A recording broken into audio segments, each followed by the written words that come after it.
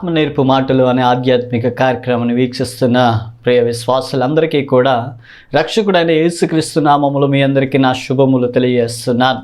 వాక్యాన్ని ధ్యానించుకుందాం.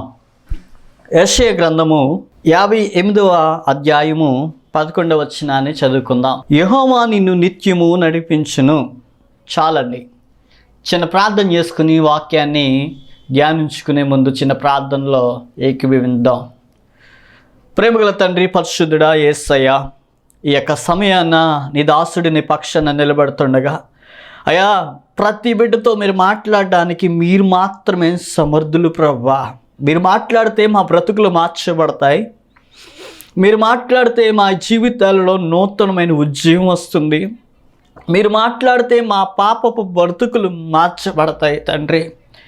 అయ్యా, మూడు బారిపోయిన మా జీవితాలలో నిత్యమైన కృప, నిత్యమైన నడిపింపు రావాలంటే మీ మాటలు మా జీవితంలోనికి రావాలి ప్రభువా.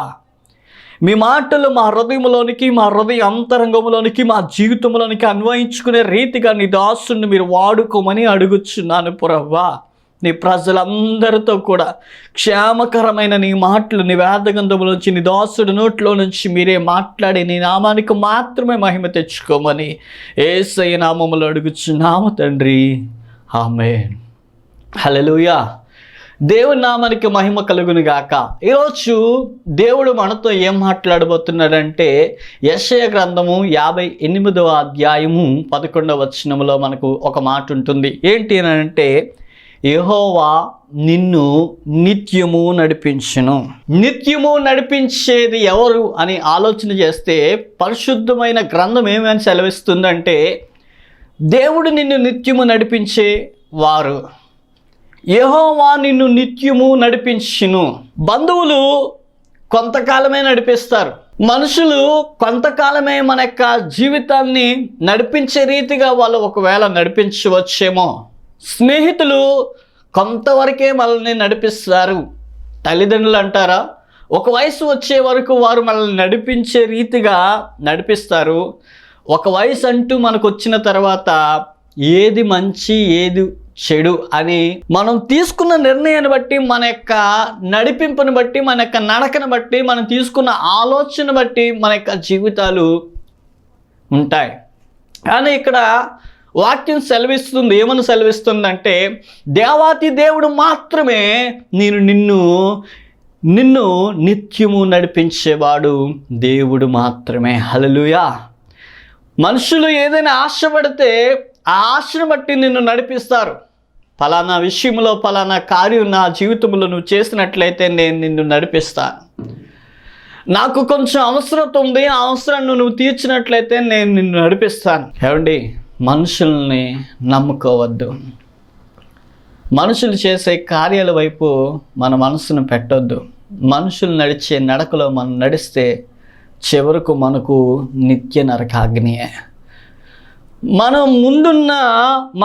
మనకు కనబడుతున్న ఆ యొక్క దారి మనకు సరైనదిగా కనపడుతుంది. ఆ నడక సరైనదిగా ఉంటుంది. ఆ నడిపింపు ఇది దేవుని నడిపింపే అని అనుకోవచ్చు. దేవుని కృపను బట్టి ఈ యొక్క నడిపింపులోనికి నేను వచ్చాను అని నేను చాలాసార్లు అనుకుని ఉండొచ్చు.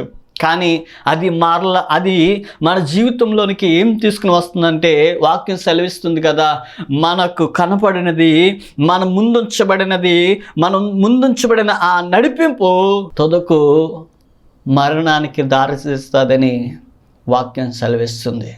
నీ కనపడే నువ్వు నడిచే ఆ నడకలో నువ్వు నడిపింపే ఆ మనుషుల యొక్క నడిపింపు, మనుషులని నడిపిస్తున్నారు తప్ప దేవుడు నన్ను నడిపిస్తున్నాడు అని నువ్వు అనుకోకపోవచ్చు.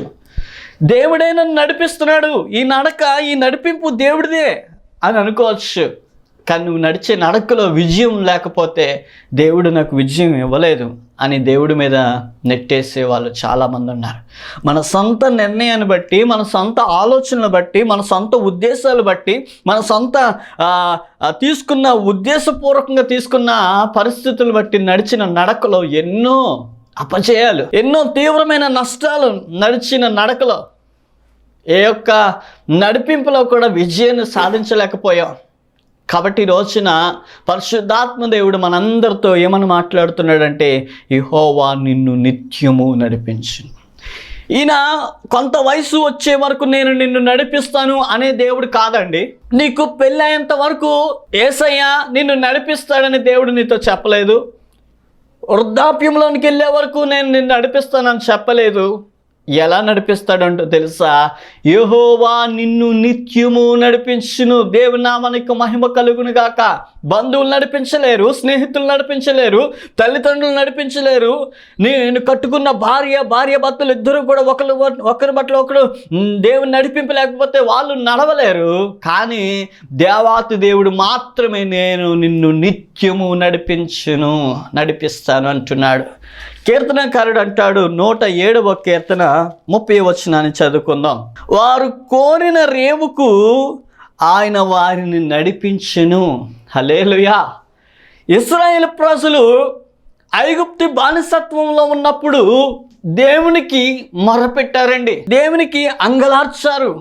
వారి యొక్క మూలుగులు, వాళ్ళ యొక్క కన్నీటి ప్రార్థన దేవుని యొక్క సన్నిధిలో వినబడింది. దేవుడు విన్నాడు. వారి యొక్క ప్రార్థన దేవుని యొక్క చెవుల్లో చొచ్చుకొని పోయి వాళ్ళ యొక్క పరిస్థితిలో నుంచి దేవుడు వారిని విడిపించడానికి ఒప్పుకున్న దేవుడు. హల్లెలూయా. దేవుని నామానికి మహిమ కలుగును గాక. అందుకే ఇక్కడ అంటాడు కదా, వారు కోరిన రేవుకు. ఏమండి? వారు కోరుకున్నారంట. వారు ఏ రేవునైతే కోరుకున్నారో దేవుడు అక్కడకు నడిపించడానికి ఇష్టము చూపించిన దేవాతి దేవుడు. హల్లెలూయా. అంత మాత్రమే కాదు, 145వ కీర్తనలో ఒక మాట అంటాడు. 145వ కీర్తన 19వ వచనాన్ని చదువుకుందాం. తన యందు భయభక్తులు గల వారి కోరిక ఆయన నెరవేర్చెను. ఏమండి? వారి మొర ఆలకించి వారిని రక్షించును.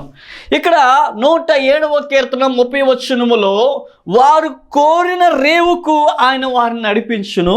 ఇక్కడ కోరిక కోసం మాట్లాడితే ఇప్పుడు కోరిక నెరవేర్చే దేవుడు ఎవరండి?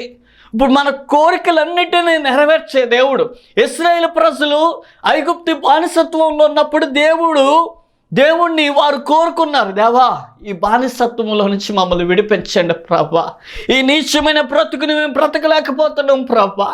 ఈ బరువులు, ఈ సాకిరి పనులు మేము చేయలేకపోతున్నాం ప్రభా. వారు కాచిన ఆ పనులను బట్టి, వారు కాచిన కన్నీటిని బట్టి దేవుడు వారు కోరుకున్న రేవుకు నడిపించడానికి ఇష్టపడిన దేవాతి దేవుడు. అంత మాత్రమే కాదు, ఇక్కడ ఎవరి కోరిక నెరవేర్చబడతాదని అంటే, తన యందు భయభక్తులు గల వారి కోరిక ఆయన నెరవేర్చిన.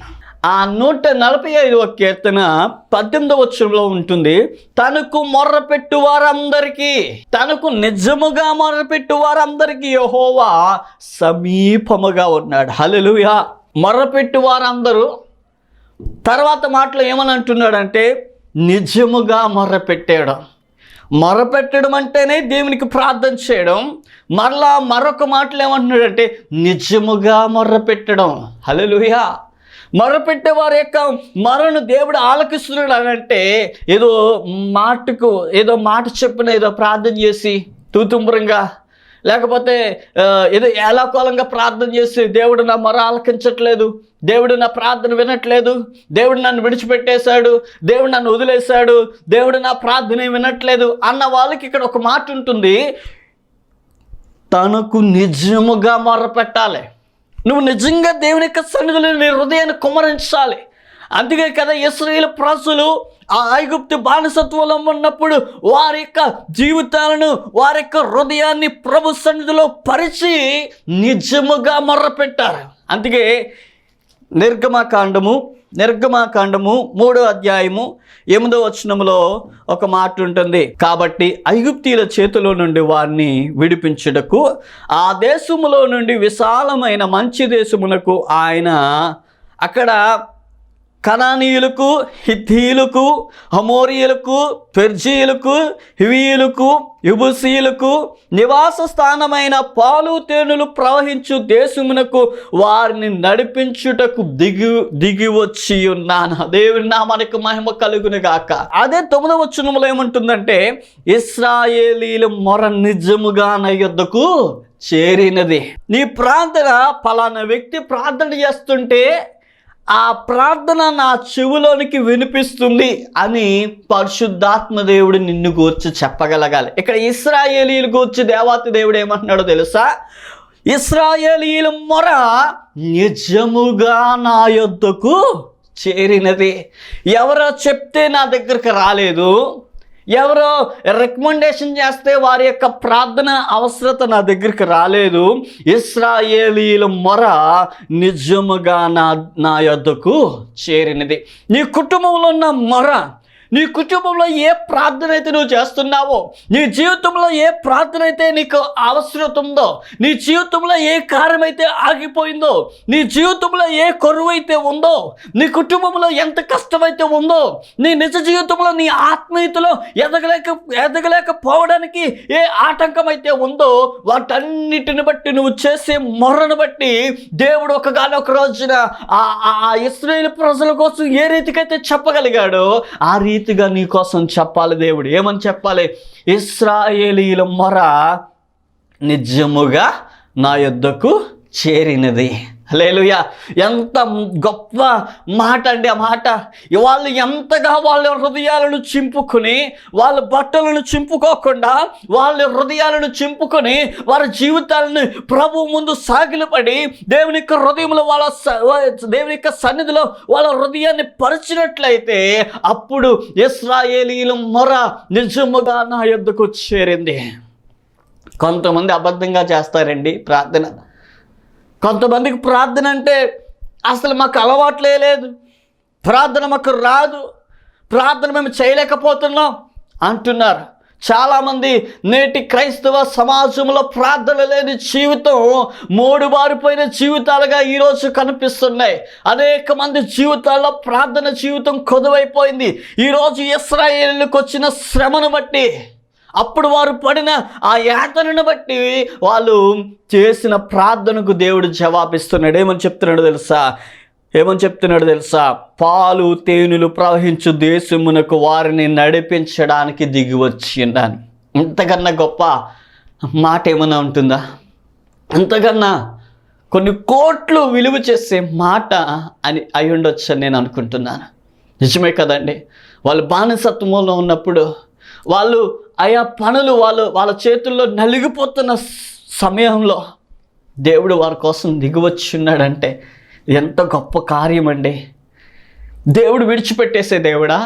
దేవుడు నడిపించకుండా నేను నిన్ను నడిపించను అనే దేవుడా?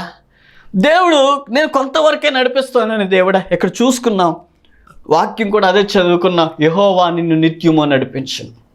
ఇక్కడ ఇశ్రాయేల్ ప్రజల కోసం నడిపించడం కోసం ఏకంగా సాక్షాత్తు ఆయనే దిగి ఉన్నానని చెప్తున్నాడు. ఇశ్రాయేల్ ప్రజలను పాలు తేనెలు ప్రవహించు దేశమునకు వారిని నడిపించుటకు దిగి వచ్చి ఉన్నాను. ఎందుకు దిగి వచ్చి ఉన్నాడు? ఇశ్రాయేల్ ప్రజలను పాలు తేనెలు ప్రవహించు దేశమునకు నడిపించడానికి ఎందుకు దిగొచ్చాడో తెలుసా? కారణం ఏంటో తెలుసా? ఇశ్రాయేలీయులు నిజముగా మొర్రపెట్టారు. నిజముగా మొర్రపెట్టి వారందరికీ ఆయన ఎలా ఉన్నాడంటే దగ్గరగా ఉన్నాడు.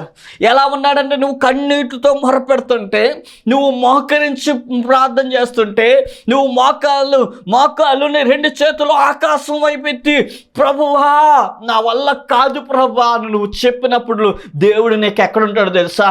ఆకాశ మండలంలో ఎక్కడో నీకు దూరంగా ఉండడు. నీ హృదయాన్ని చింపుకుని ప్రభు సన్నిధిలో నీ జీవితాన్ని అప్పగించినట్లయితే ఆయన ఎక్కడో ఉండే దేవుడు కాదండి, నీకు సమీపముగా ఉండే దేవుడు.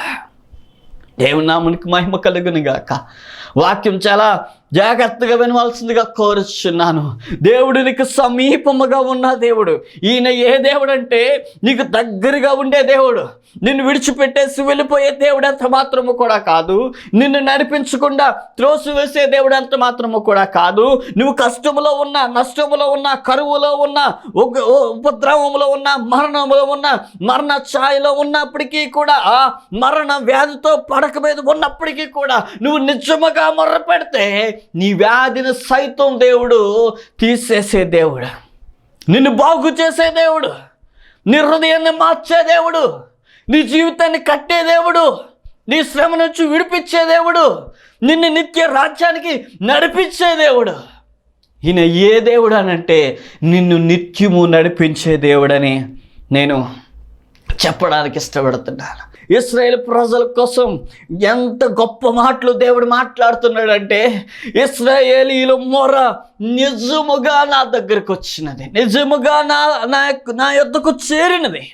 నీ కుటుంబంలో ఉన్న మొర, నీ కుటుంబంలో ఉన్న ప్రార్థన దేవుడు వింటున్నాడు అనుకుంటున్నారా? నీ జీవితంలో ఉన్న సమస్యను బట్టి నేను నడవలేకపోతున్నాను, నేను ఈ జీవితాన్ని కొనసాగించలేకపోతున్నాను, లేకపోతే నా కుటుంబాన్ని నేను దేవుని యొక్క సన్నిధిలో నడిపించలేకపోతున్నాను, నేను ఒక్కనే వస్తున్నాను, నా భర్త రావట్లేదు, నా భర్తను దేవుని మందిరంలోనికి నడిపించలేకపోతున్నాను అన్నవారు ఉన్నారు.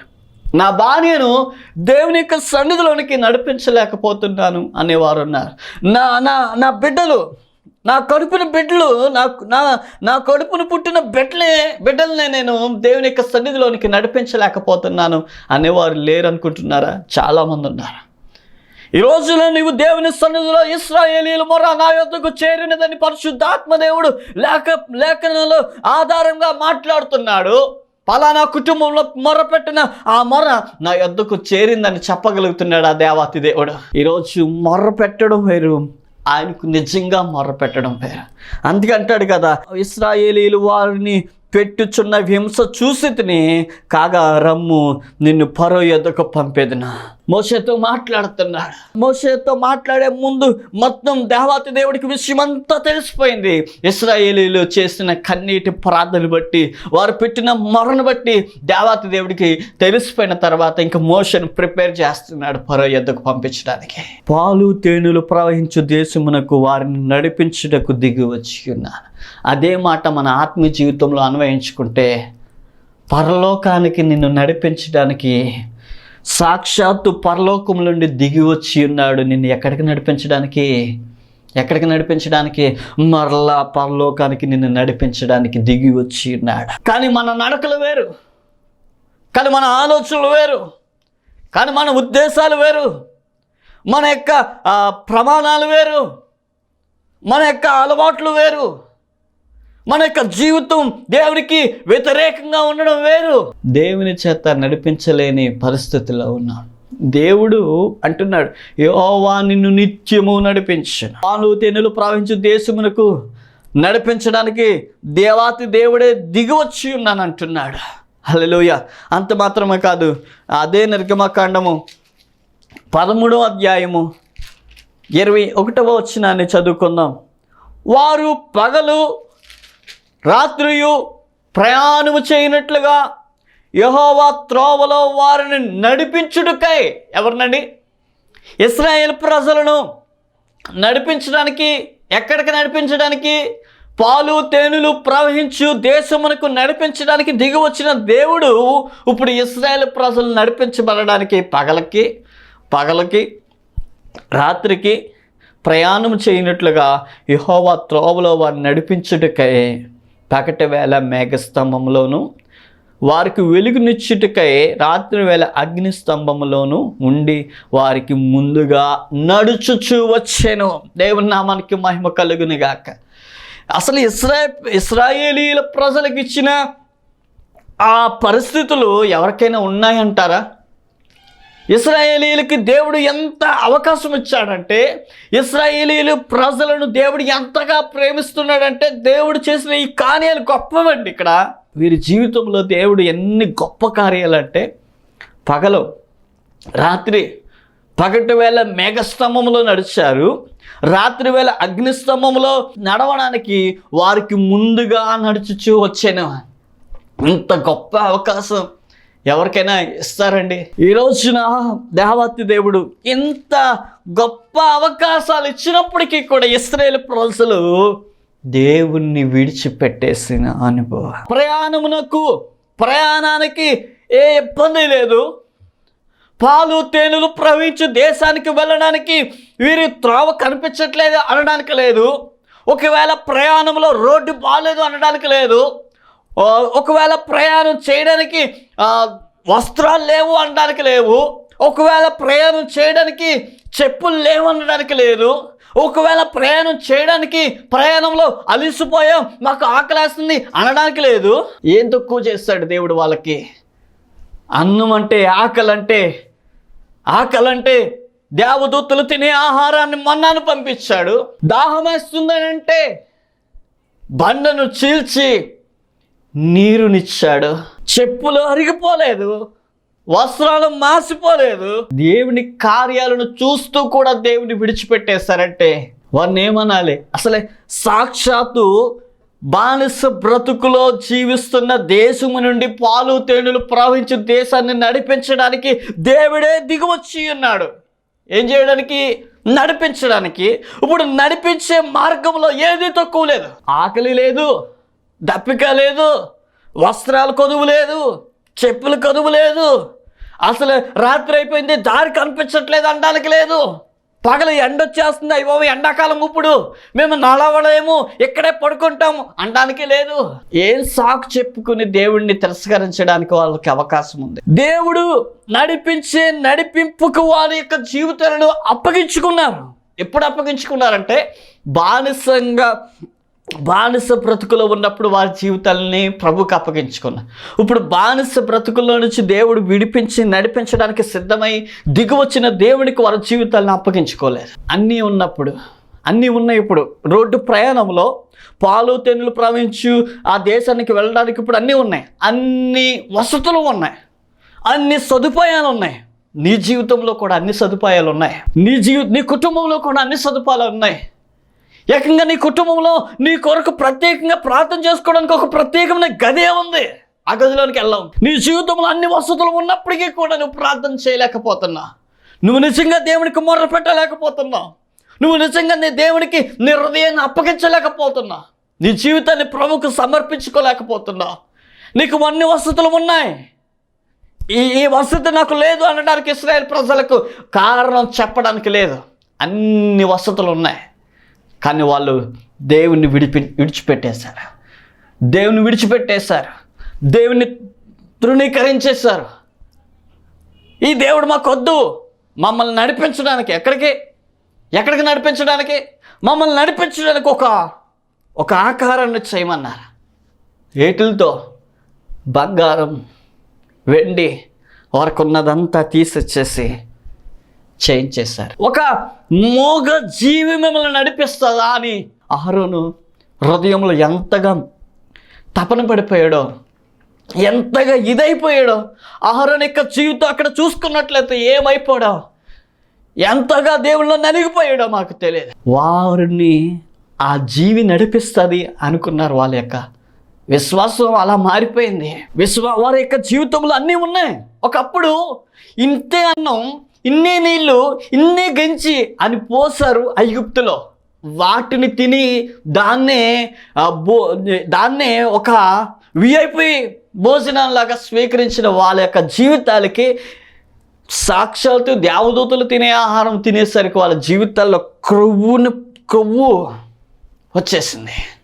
వారి హృదయాంతరంగాలు మారిపోయాయి. వారి యొక్క జీవితాలు మార్చేసుకున్నారు. వారికి అన్నీ వచ్చేసినాయి కదా, మారిపోయారు. మాకు మోషే లేడు, మోషే ద్వారా మేము నడిపించబడలేం, మోషే రాడు, మోషే ఆలస్యం చేస్తున్నాడు, మాకు ఒక దూడను చేయండి, మాకు ఒక రాయిని చేయండి, అదే మమ్మల్ని నడిపిస్తుంది. ఎక్కడికే? నిత్య రాజ్యానికి నడిపిస్తుందా? పాలు తేనెలు ప్రవహించే దేశానికి నడిపిస్తుందా? వారి జీవితాల్లో నూతనమైన వెలుగునివ్వడానికి అది నడిపిస్తుందా? వారి జీవితాన్ని బాగు చేయడానికి అది నడిపిస్తుందా? దేనికి నడిపిస్తుంది అంటే వాళ్ళ హృదయాలు మారిపోయాయి. ఈరోజు దేవుడు నువ్వు లేని సమయంలో, నీకు ఉద్యోగం లేదు ఒకప్పుడు, ఎంతగా దేవుడి సన్నిధిలో కన్నీరు కార్చి ఉద్యోగం కోసం ప్రార్థించావో నీకు తెలుసు. నీ జీవితంలో, నీ కుటుంబంలో కరువు ఉన్నప్పుడు ఎంతగా దేవునికి మొరపెట్టావో నీకు తెలుసు. నీకు లేని పరిస్థితుల్లో ఎంతగా దేవుని సన్నిధిలో నలిగిపోయి దేవుడిచ్చేంత వరకు యాకోబు వలె నువ్వు పెనుగులాడావు నీకు తెలుసు. అన్నీ ఇచ్చిన తర్వాత, వివాహం అయిన తర్వాత, ప్రెగ్నెంట్ అయిన తర్వాత, బిడ్డలు పుట్టేసిన తర్వాత, పిల్లలు ఎదిగిన తర్వాత, జాబ్ వచ్చేసిన తర్వాత దేవుడిని విడిచిపెట్టేశా. దేవుడిని యొక్క నడిపింపులోనికి నీ జీవితం లేదు. నీ చేత నీ కుటుంబం నడిపించబడుతుంది. నీ సొంత ఉద్దేశాలను బట్టి నీ కుటుంబం నడిపించబడుతుంది. కాబట్టి నీ కుటుంబం నడిపింపులో దేవుని యొక్క నడిపింపు లేదు. నీ ఆత్మీయ జీవితంలో నీ సొంత నిర్ణయాలను బట్టి నీ ఆత్మీయ జీవితం వెళితే ఆ ఆత్మీయ జీవితం కూడా వర్ధిల్లదు. నువ్వు ఆత్మను వర్ధిల్లాలి, నువ్వు అన్ని విషయాలలో నువ్వు వర్ధిల్లాలంటే నీ ఆత్మ నడిపింపులో దేవుని నడిపింపుకి నీ జీవితాన్ని అప్పగించబడాలి. అలా అప్పగించకపోతే వీళ్ళు ఏమైపోయారు? అరణ్యములో పక్షులు రాలిపోయినట్లుగా రాలిపోయి, దేవుని యొక్క కృప, దేవుని యొక్క కృపను బట్టి, దేవుని యొక్క కనికరాన్ని బట్టి వాళ్ళ యొక్క పరిస్థితులు ఒక విఐపి భోజనం చేయడానికి కూడా దేవుడు వారికి ఇవ్వడానికి ఇష్టపడ్డాడు. ఎందుకంటే వీరు నా ప్రజలు అనుకుని దేవునికి ఉన్న సౌకర్యాలను వాళ్ళకి ఇవ్వడానికి దేవుడు ఇష్టపడ్డాడు. ఇష్టపడి ఇచ్చిన తర్వాత వాళ్ళ యొక్క హృదయాలు మారిపోయిన తర్వాత దేవుడు ఏమనుకున్నాడు తెలుసా? అరణ్యములో వారి యొక్క శవములు పక్షులు రాలిపోయినట్లుగా రాలిపోయాయి. చివరికి ఎంతమంది వెళ్ళారండి? పాలు తేనెలు ప్రవహించే దేశానికి ఎంతమంది వెళ్ళారో తెలుసా? నీ జీవితంలో ఒకప్పుడు ఈ ఇశ్రాయేలీల ప్రజల కోసం దేవుడు ఏం సాక్ష్యం చెప్పాడో తెలుసా? ఇశ్రాయేలీల మొర నా యొద్దకు ఎలా చేరింది? నిజముగా చేరింది. నిజమే కదా? నీ జీవితంలో, నా జీవితంలో మనకు లేదు అనుకున్నప్పుడు చాలా సిన్సియర్గా దేవుడికి ప్రార్థిస్తాం. ప్రభువా, నా జీవితంలో ఇది లేదు ప్రభువా అని ప్రార్థిస్తాం. వాళ్ళు నిజంగా అదే చేస్తారేమో, ప్రభువా ఇంకా ఎక్కువగా చేస్తుంటారు. ఎందుకంటే వాళ్ళు పడుతున్న సాకిరీ పనులు అలా ఉండేవి. వేదగ్రంథంలో మనకు కనిపిస్తున్న ఆ పరిస్థితి అంతా కూడా ఎంత దౌర్భాగ్యమైన బ్రతుకును అనుభవించారంటే ఇశ్రాయేల్ ప్రజలు. సాక్షాత్తు దేవుడే సాక్ష్యం ఇస్తున్నాడు, ఇశ్రాయేలీల మొర నిజముగా నా ఎదుగు చేరినది. నువ్వు చేసిన మొర దేవుని యొక్క సన్నిధికి చేరే రీతిగా ఉంది అని అంటే దేవుడు నిన్ను నడిపించడానికి ఇష్టపడుతున్నాడు. హల్లెలూయా. యెహోవా నిన్ను నిత్యము నడిపించును. ఇశ్రాయేలీయుల యొక్క జీవితంలో దేవుడే నడిపించడానికి దిగి వస్తే దేవుని యొక్క నడిపింపుకు వారి జీవితాలను అప్పగించుకోలేదు కాబట్టి వారికి ప్రయాణానికి సంబంధించిన ఏ వసతిని కూడా దేవుడు తక్కువ చేయలేదు. కానీ దేవుని విడిచిపెట్టేసి వారి జీవితాలను నాశన మార్గానికి, వారి యొక్క నడిపింపుకు వారు అప్పగింపబడ్డారు. నీ జీవితం ఎవరు నిన్ను నడిపిస్తుంది? నీ భార్య నిన్ను నడిపిస్తుందా? సరైన మార్గంలో నడిపిస్తుందా? నీ బిడ్డలు నిన్ను నడిపిస్తున్నారా? ఎవరి మార్గంలో నువ్వు నడుస్తున్నావు? అందుకే అపోస్తలుడైన పౌలు అంటాడు కదా, నేను క్రీస్తును పోలి నడుచుకున్న ప్రకారం మీరును నన్ను పోలి నడుచుకునడే. అంటే నా ఉద్దేశాలను బట్టి నడవకండి, నా ఆలోచనలు బట్టి నడవకండి, నేను తీసుకునే నిర్ణయాలను బట్టి నడవకండి. నేను ఎవరిని పోలి అయితే నేను నడుచుకుంటున్నానో, దేవుడు ఎలాగైతే నడుస్తున్నాడో, దేవుని యొక్క మార్గాలు ఎలాగైతే ఉన్నాయో, దేవుని యొక్క ఉద్దేశాలు ఎలాగైతే ఉన్నాయో అవే నాలో ఉన్నాయి, అవే నేను నడుస్తున్నాను అంటున్నాడు అపోస్తలుడైన పౌలు. ఏమంటున్నాడు? నేను క్రీస్తును పోలి నడుచుకున్నట్లుగా మీరును నన్ను పోలి నడుచుకునండి. దేవుని యొక్క నడిపింపుకు అప్పగించబడతావా? ప్రార్థన చేసుకుందా? కళ్ళు మూసుకుని ప్రార్థనలో ఏకీభవించినట్లయితే నీ నడిపింపు ఈరోజు దేవుడు మార్చేయడానికి ఇష్టపడుతున్నాడు. నువ్వు నడుస్తున్న మార్గంలో ఇరుకులు ఉన్నాయి, నువ్వు నడుస్తున్న మార్గంలో ఇబ్బందులు ఉన్నాయి, నువ్వు నడుస్తున్న మార్గంలో శోధన ఉంది, నీ మార్గం అసలు సరైనది కాదు. ప్రార్థన చేద్దాం. ప్రేమగల తండ్రి, పరిశుద్ధుడా, ఇశ్రాయేలు ప్రజలు నడిపించడానికి మీరే దిగి వచ్చి ఉన్నారని నీ వాక్యం సెలవిచ్చింది. ఇశ్రాయేలు ప్రజలు నడవలేకపోయారు. నేను నీ మార్గంలో నడిచే రీతిగా నాకు నీ భాగ్యాన్ని ఇవ్వండి ప్రభా. ఎంతమంది అయితే ప్రార్థనలో ఏకీవిస్తున్నారు. ప్రతి ఒక్కరి జీవితాలలో నీ నడిపింపు, వారి యొక్క జీవితాలలో నీ నడిపింపుకు వారి జీవితాన్ని అప్పగించుకుంటున్నారు ప్రభా. మీరే వారిని నడిపించండి ప్రభా. కుటుంబాలుగా మీ నడిపింపుకు అప్పగించబడుతుండగా కుటుంబాలను ప్రభు సన్నిధికి నడిపించండి ప్రభా. వారి యొక్క జీవితాల్లో మీ నడిపింపుకు మీరు ఆదికారమును ఉండే ప్రభా. ఏ లోకానుసరం నడిపింపుకు నీ ప్రజలు నడవకుండానట్లుగా నీ సహాయం నీ బిడ్డలకు అందచేయమని, ప్రతి ఒక్కరి జీవితాల్లో నీ మెండైన ఆశీర్వాదాలు కుమ్మరించమని యేసు నామములో అడుగుచున్నాము తండ్రి. ఆమేన్.